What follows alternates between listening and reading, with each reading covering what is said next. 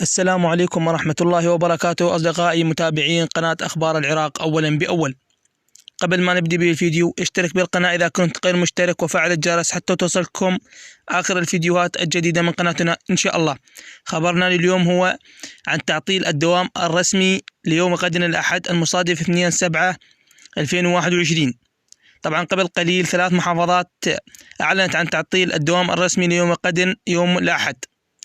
نبدأ بمحافظة واسط. أول محافظة أعلنت عن تعطيل الدوام الرسمي للمدارس ليوم غد الأحد.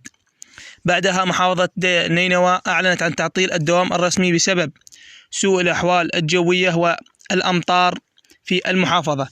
تليها محافظة ديالى قبل قليل أعلنت عن تعطيل الدوام الرسمي في محافظة ديالى ليوم غد الأحد المصادف لشهر 2/7/2021. وإن شاء الله بصدد أي محافظة تنشر أن بصدد أي محافظة تعلن عن تعطيل الدوام الرسمي ليوم غد الأحد سأنشره لكم إن شاء الله وأوافيكم بآخر الأخبار.